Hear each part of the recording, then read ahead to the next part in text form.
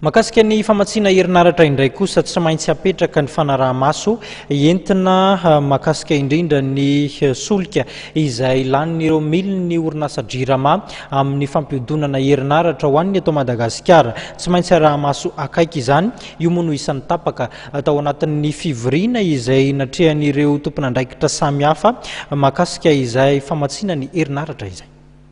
Ny toy omaly teny amin'ny lapan'ny Mazoarivo, ny fivoriana mahakasika ny fandaniana solika ataon'ny JIRAMA sy momba ny herinaratra vokariny. Tsapa manko fa tsy nifandanja ny fatran'ny gazoil alaina amin'ny orinasa mpamaty solika Galana sy ny abetsahan'ny herinaratra vokarin'ny JIRAMA. Koa tsy maintsy fantarina hoe mila gazoil 4 litatra raha mokatra 1 kWh. Vokatry ny fahavononana amin'ny fanarenana ity orinasa mpanjakana ity sy vokatry ny fanaraha-maso entitra dia piasan'ny JIRAMA miisa 7 no noazonina ao amin'ny fonjana Ambalatavoahangy any Toamasina satria tratra nandika lalàna raha ny fampitam-baovao ray. Voalaza fa tsy mahaleo ny saran'ny herinaratra vokariny ny vidin'ny herinaratra rehefa mivarotra azy ny JIRAMA. Raha 420 sy 900 ariary ohatra no tsy maintsy ilaina amin'ny famokarana herinaratra 1 kWh dia 270 sy 300 ariary monja no ivarotan'ny JIRAMA izany amin'ny mpanjifa.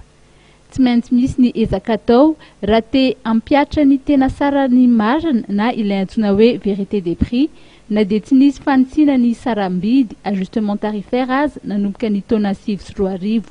Tsy maintsy mifanaraka amin'ny kalitaon'ny asa atolotra nefa io tena sara ny marina io, indrindra ny amin'ny tsy tokony sy ny fahatapahan-jiro matetika. Mahalala ny tompon'andraikitra fa 70 taonany maro izao no sarotra tokoa ny safidy, ka izany no tsy maintsy ijerena ny fomba tsara indrindra eo amin'ny lafiny teknika, toe-karena sy ara-politika, atongavana amin'ny vahaolana maharitra mahakasika ity famatsiana jiro ity.